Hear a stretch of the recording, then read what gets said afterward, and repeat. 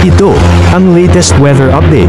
Alamin ang pinakasariwang ulat panahon ngayon dito sa Information TV Educational Channel. Uli itong namataan, 760 kilometers na lamang po sa may silangan ng Katarman, Northern Samar. Taglay na ang hangin na 140 kilometers per hour malapit dun sa kanyang gitna or mata at mayroong pagbugso hanggang 170 kilometers per hour na.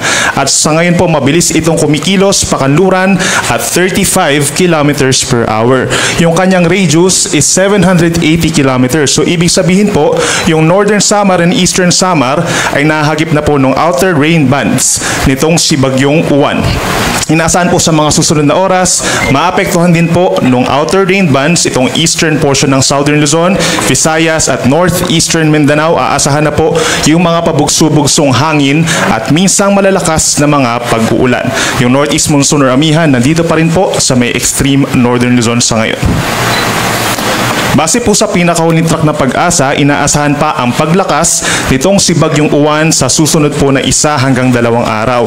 Kung mapapansin din natin, magkakaroon siya ng close approach or malapit dun sa kanyang sentro, ito pong Northern Samar at ilang bahagi pa ng Bicol kagaya ng Catanduanes, Eastern Albay at Northern Coast ng Camarines Sur and Camarines Norte.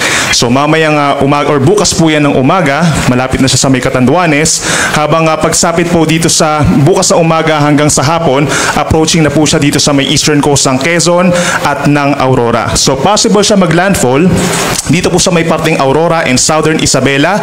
Bukas na po yan ng gabi. At simula bukas ng gabi hanggang sa umaga ng Lunes, babagdasin po nitong Bagyong Uwan ang Northern and Central Luzon at mag-emerge po dito sa may West Philippine Sea sa Lunes ng umaga. Kung mapapansin din po natin, base sa ating latest track, pagsapit po ng Lunes hanggang Martes, magiging mabagal yung pagkilos nito at maaaring magkaroon ng unti-unting pag-recurve or pagliko habang umaakyat dito po sa may Balintang and Bashi channels.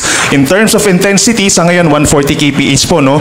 Pero paglapit niya sa Catanduanes, posible siya mag-intensify pa bilang isang strong typhoon.